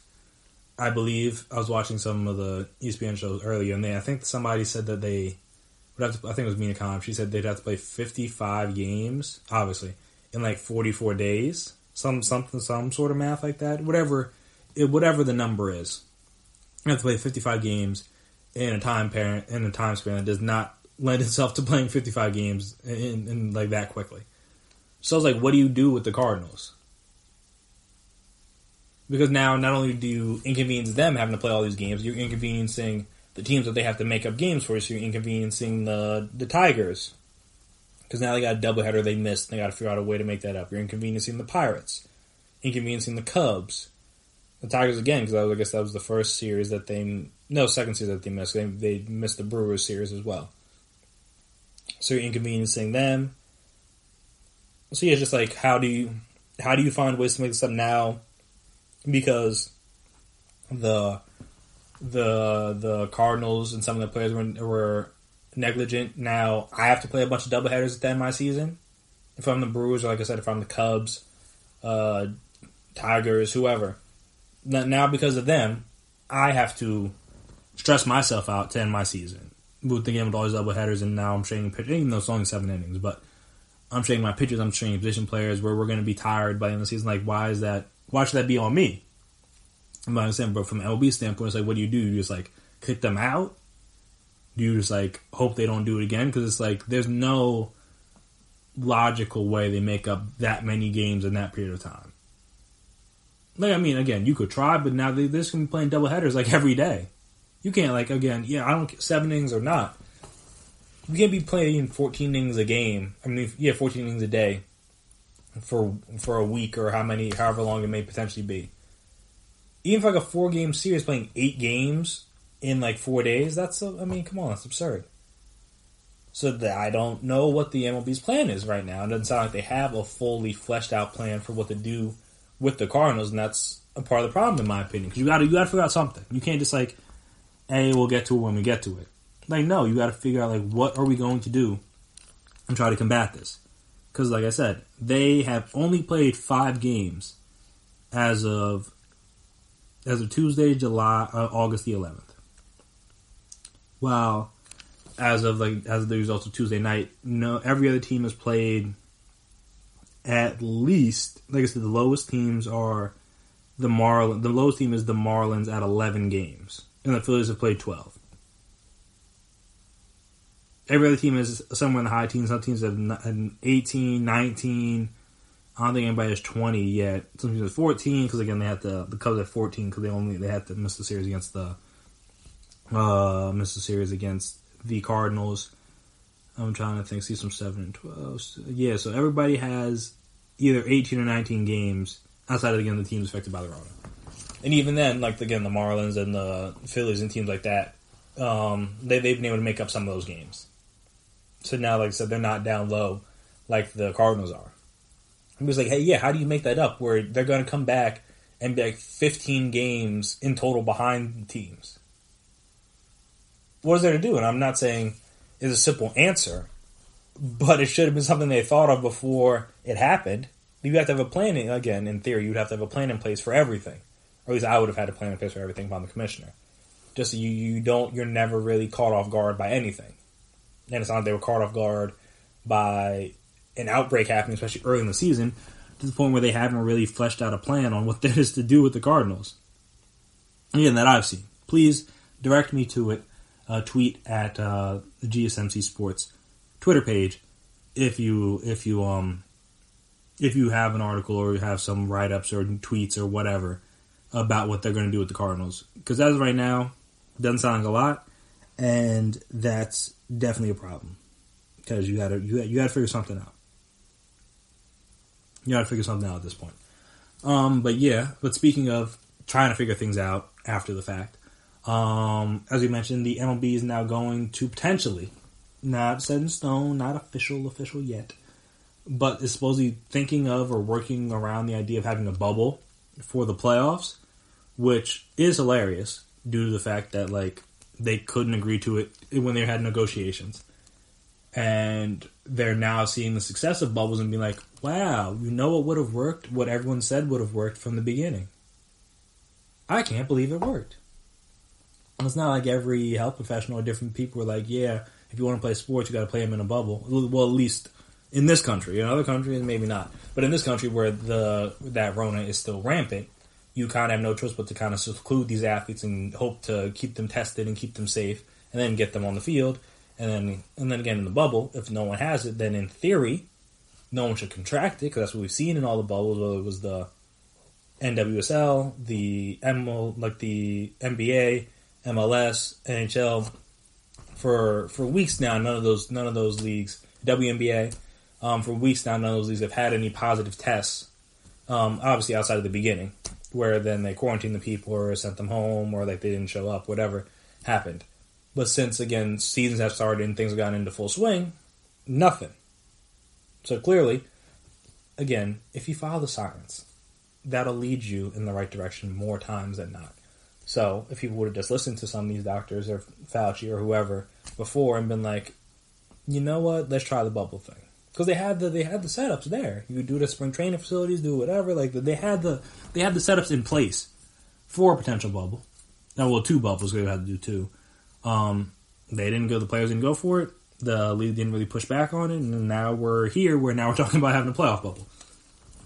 Because again, you can't risk postponing playoff games, because then you just won't be able to finish, because not every stadium's gonna have a dome, and if you're playing in New York in late November, that's a disaster.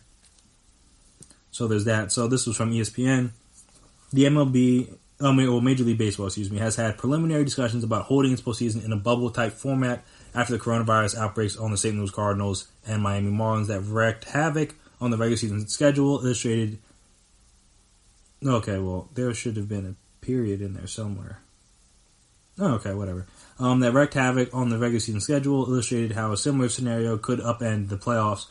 Sources familiar with the conversations told ESPN. Although a fully contained bubble similar to the NBA setup at the Walt Disney World Resort in Orlando, Florida, would be difficult for the MLB to replicate. A multi-city format that replicates the NHL's Toronto and Edmonton, Alberta hubs has gained traction, sources said. Because of MLB's expansion to 16 playoff teams, the league would need at least 3 hubs to complete its wild card round before shrinking to a two-hub format for the division series. The League Championship Series and the World Series could be held at 1 or 2 stadiums. Remaining in one metropolitan area would allow teams to avoid air travel and perhaps remain in a single hotel for the entire postseason, which is scheduled to begin September 27th.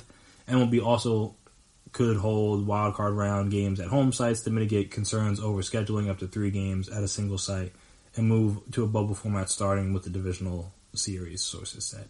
Southern California, the greater Chicago area, New York metropolitan area would make the most sense because of the available stadium, sources said.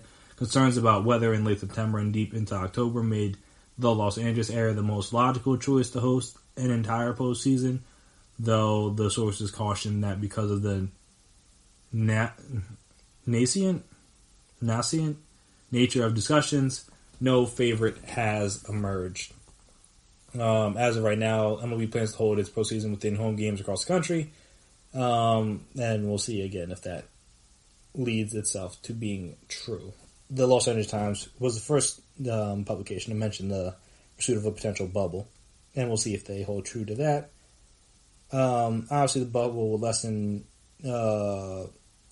potential exposure, but also in theory would help teams maintain the source of distance necessary to preclude shutdowns that could threaten the integrity of the postseason schedule and cause disarray.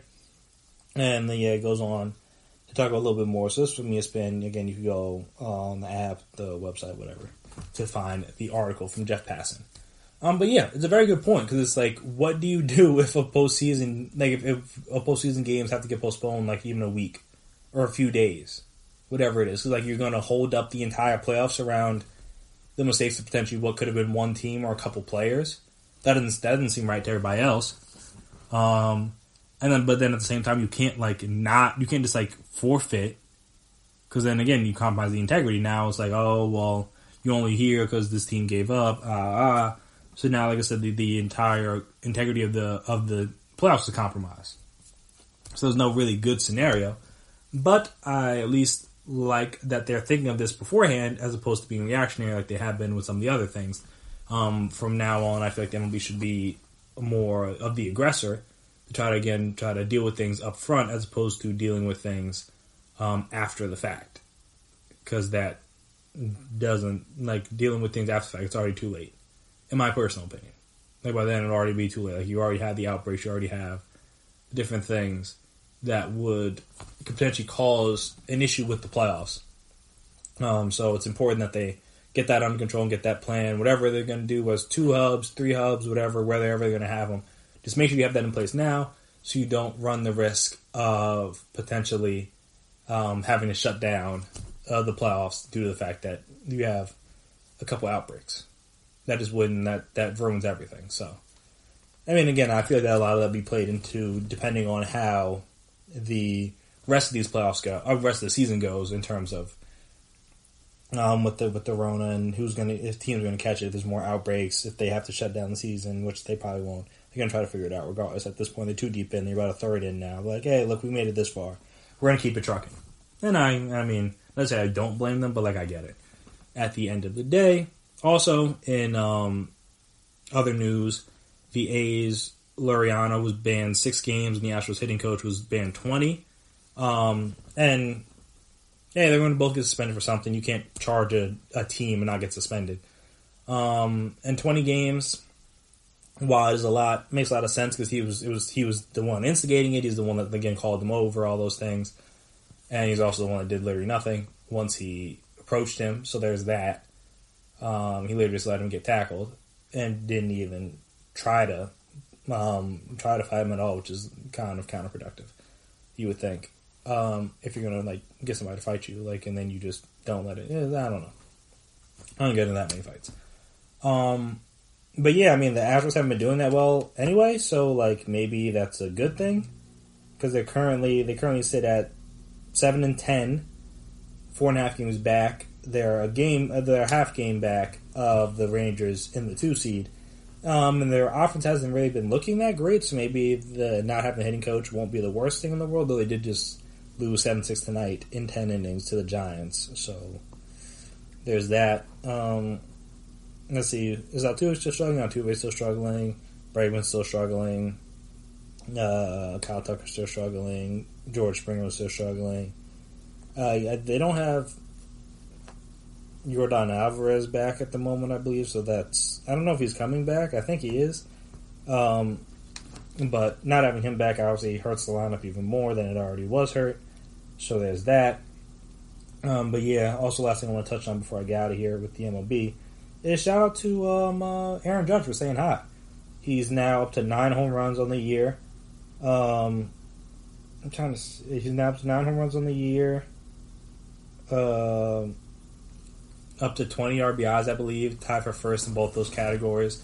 The Yankees are still playing well. Not the hottest team in the world, but they're 11-6. They're 1.5 games up on the 2 seed Rays, so could be better, could be worse.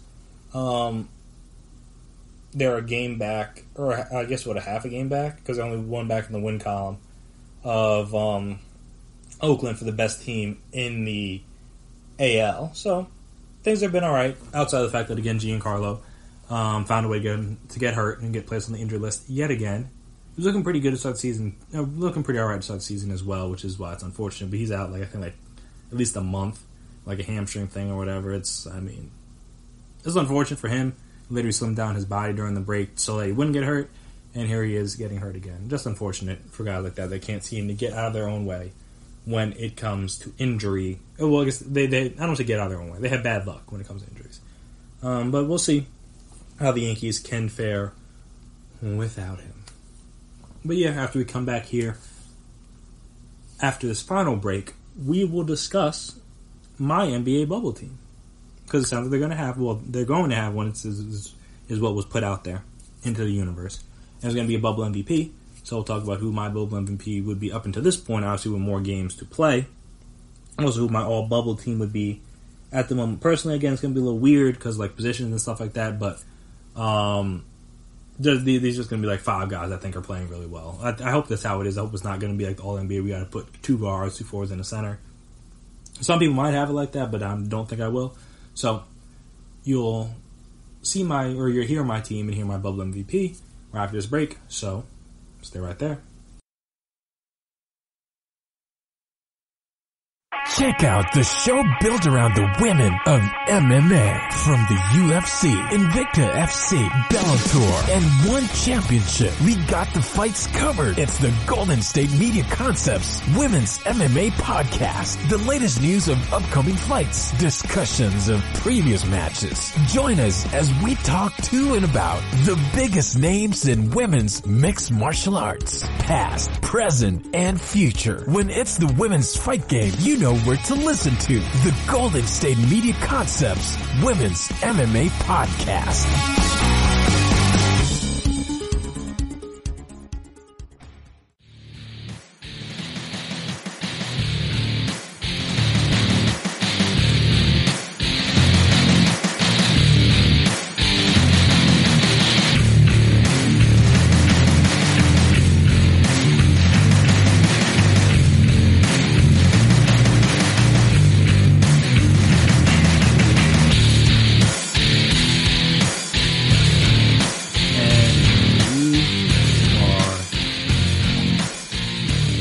Once again on the GSMC Sports Podcast presented by GSMC Podcast Network. So, should I start with MVP?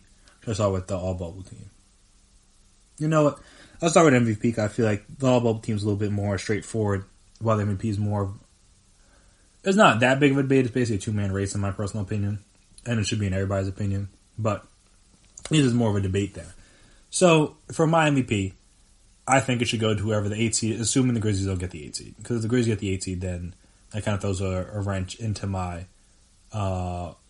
idea in terms of how I was going to determine the 8 seed. But personally, if we get the play-in tournament or the play-in games with the Suns and the Blazers that I'm hoping for, then whoever wins, I mean, again, it's hard to just give it in a one-game sample, but due to the fact that both these teams have players that have been the driving force behind their success in the bubble. I feel like whoever wins between the Suns and Blazers, that's whether it's Dame or whether it's Devin Booker, that's who the MVP should go to. I mean, Dame has been nothing short of phenomenal, in the restart. He has games of 29, which was probably his worst. Well, scoring wise, he had a couple games shorter than that, than 29. But he had 29, and then overtime win against Memphis in the first game. Had 30 in a loss. He didn't shoot that well in that game to the Celtics. Had 21, 8 and 9 in a win over the Rockets. Had 45 in a win over the Nuggets. Had 22 in a loss to the Clippers. They held him down. And that was obviously the game. He missed the free throws, missed the 3. Not his best night.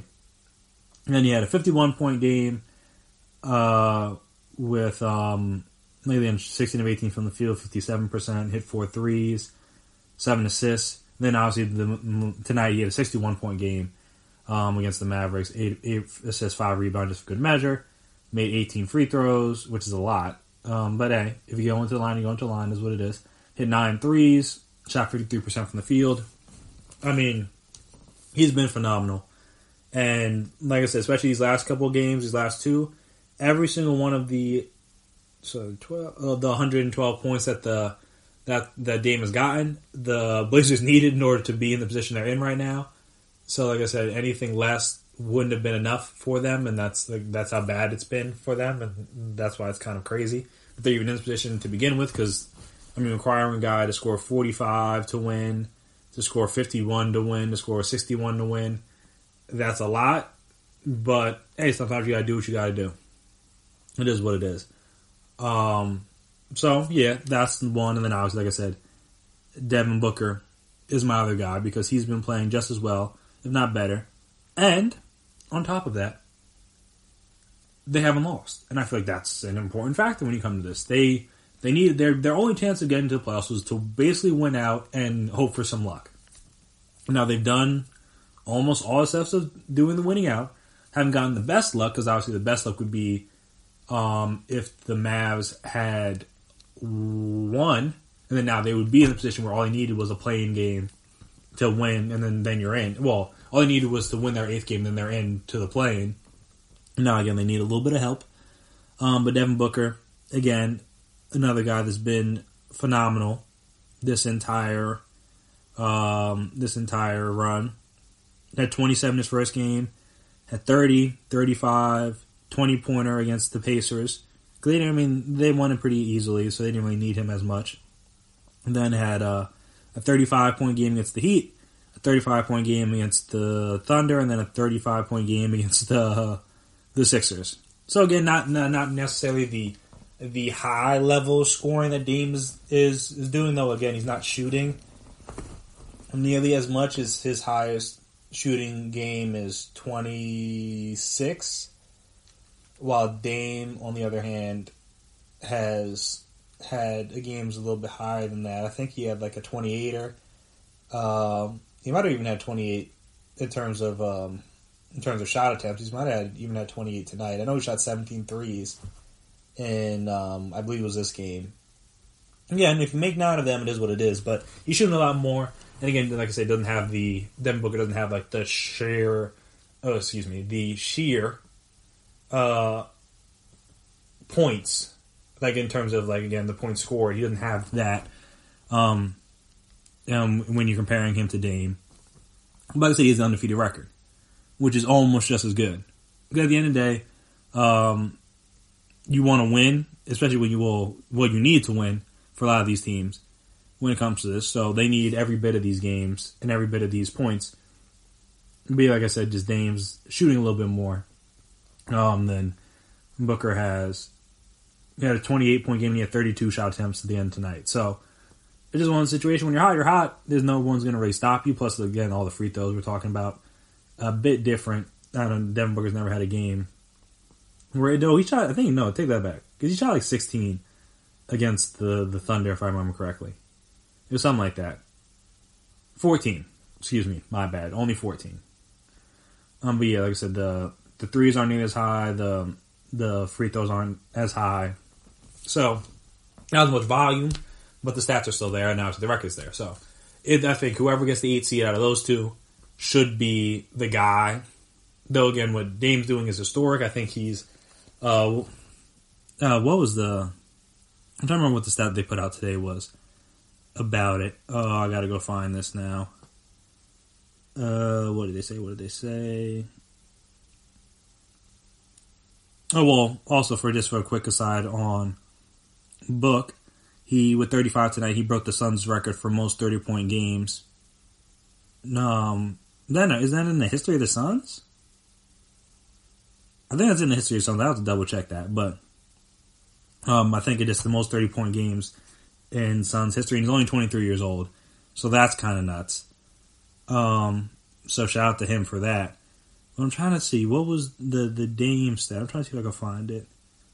Dame, there are 3 players, though there are players with 3 60-point games in a season, and it's Dame and Wilt Chamberlain. So basically it's just Dame, in my personal opinion. You know how I feel about black and white.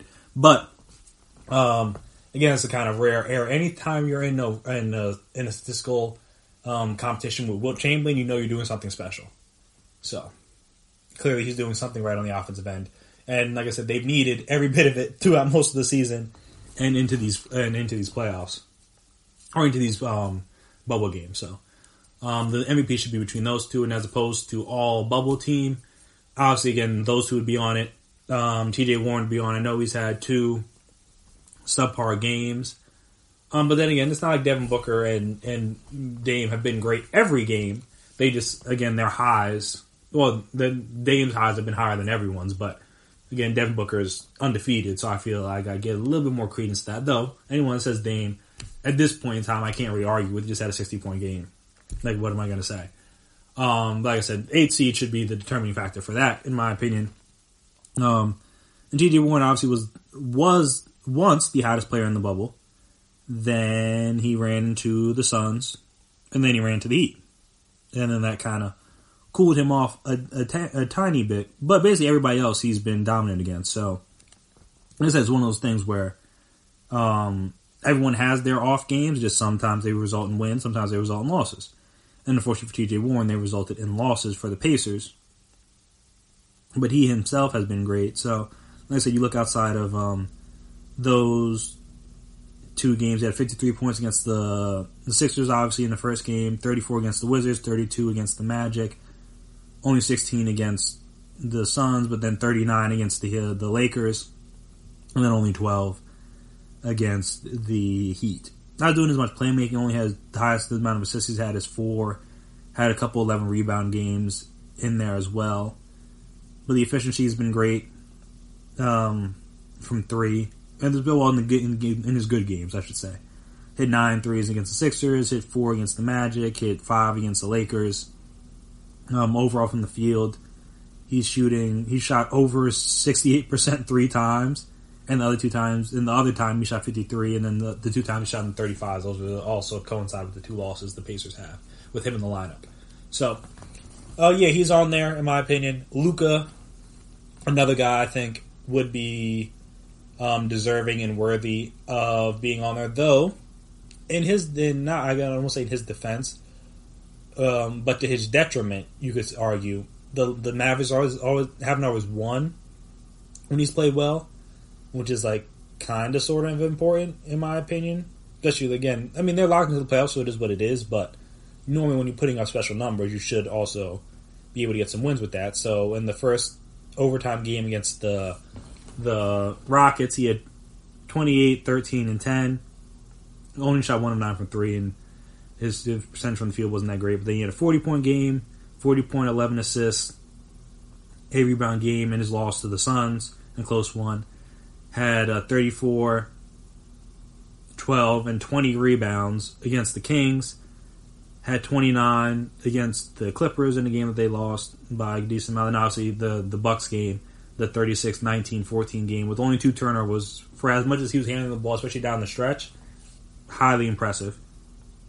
And then the Blazers game, he only had, you hate to say only, but he did only have 25 and 10 and 8, which is a bad game for him in this restart. So, he's up there. Then the 5th spot is really the one that's up for grabs. In my personal opinion, like, it could have been an Embiid, but he's not going to play in as many games. I think he's only going to play in, I want to say it's like 4. Might be like 4 or 5, something like that, but I don't think he's going to come back before the restart's up. But in this restart, he's been amazing. He had a 41-point game against the Pacers, had 27 against the Spurs, and 41 and 21 rebounds, mind you. Had a 30 and 11 game against the Wizards, a 23 and 13 game against the Magic, and then he only played 6 minutes and had 2 points and 4 rebounds against the Blazers before obviously he went out with his injury. So, he could be in there. I'm trying to think who else. Porzingis has been doing pretty well too. So he's another guy that could probably be in there.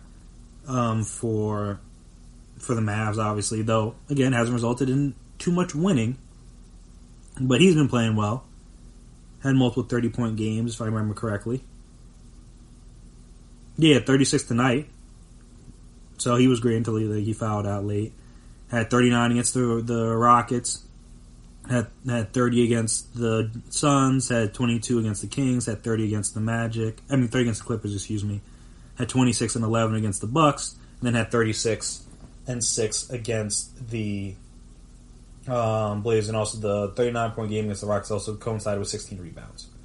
So he's been pretty good. He's up there. I'm trying to think who else. I'm trying to think. Nurkic hasn't been that bad. Because only played 7 games, averaging 17 and 11. Anthony Davis had some good games there, but he's kind of faltered late. So, again, I forgot. James Harden is my fifth one. I want to put in my boy Michael Porter Jr. just because he's been playing really well, and I thought he was could be a guy that could step up. But Harden's been sensational in the games in which he's played in the restart. That first Mavericks game, he had 49, 9, and 8. Shot 21 free throws, though, so if you don't like that. But on 70% shooting, that's impressive. Had a 24-7-7 game, had a 23-9-6 game, had a 39, 12, and 8 game against the Lakers, and then 32, 7, and 8. 7 assists, 8 rebounds, that is, against the Kings. And he's 4-1 in the games in which they played. So that's helpful. Or games in which he's played, I should say. And only one game did he have an obscene amount of turnovers. That was against the Lakers. Every other game he's had 4 or less turnovers, which is pretty good for him. So I'll probably put him in there just because they've been really good, and he's been really good when they played, but he hasn't played in every game. Though I do just want to look up Michael Porter Jr. stats real quick, just if I wanted to throw a big guy in there. He's playing well against the Lakers too until they started to bench their starters. So there's that. So where's my boy MPJ? Even though he has some, polarizing opinions about kneeling, so there's that. So outside the first game was bad.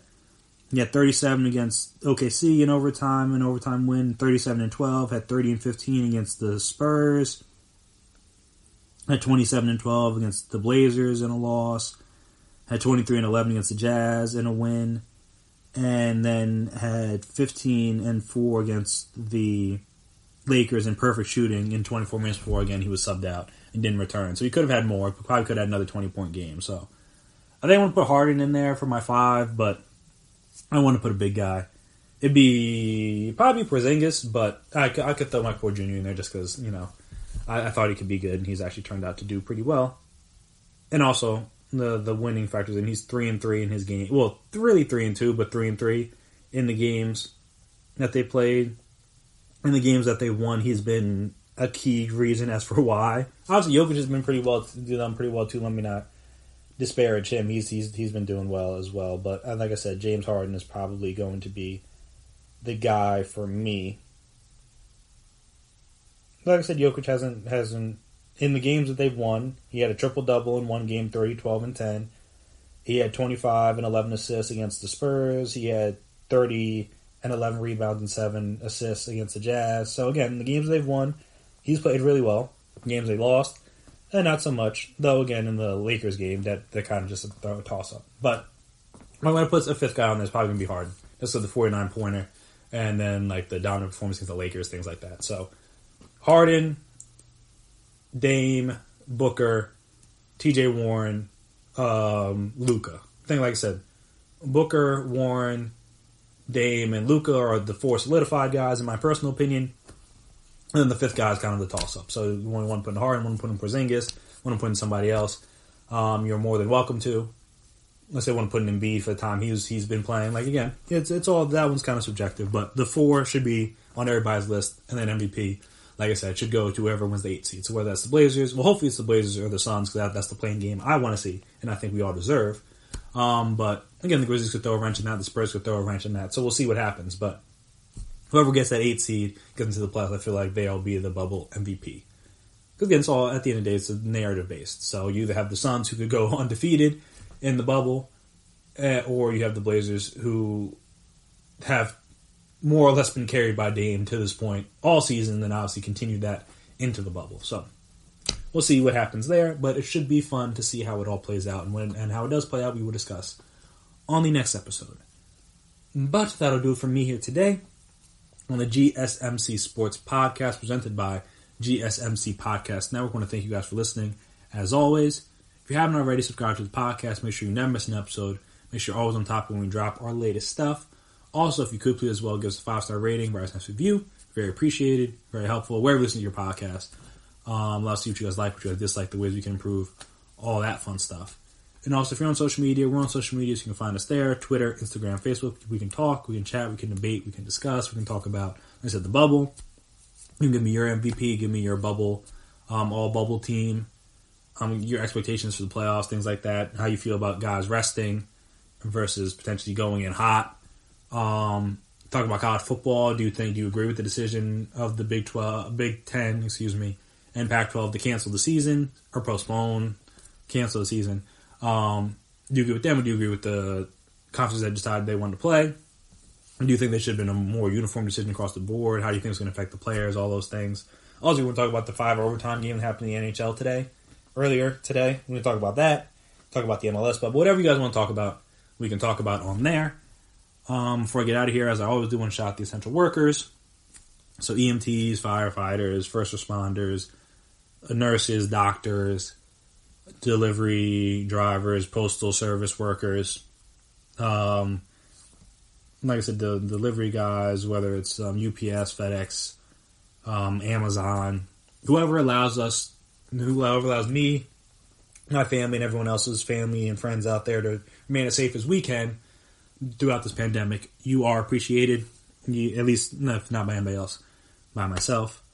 Also, again, if you're going to go out if your state's open, you're doing more things outside, make sure you wear a mask. Number 1, 2, if you're going to go to a restaurant, bar, things like that, tip your waiter, tip your waitress, tip your bartenders, tip your delivery drivers, whether it's Uber, Lyft, Uber Eats, Postmates, whatever, Grubhub, whatever service you use. It'll be appreciated, I imagine. Though I think if you can, try to go through the restaurant itself or their website, because I think the ordering it that way will allow the tip to go more towards the driver or the restaurant. I believe. Don't know about that for certain, but I believe that's what I've read. At least with Grubhub, I know they kind of gouge the restaurants, at least in terms of like the cut they take and things like that. So if you can, just help out the business, because obviously they need the money more than Grubhub does. But yeah, that'll do it for me here today. I've been Chris Blades. That has been my time. And until next time, peace out.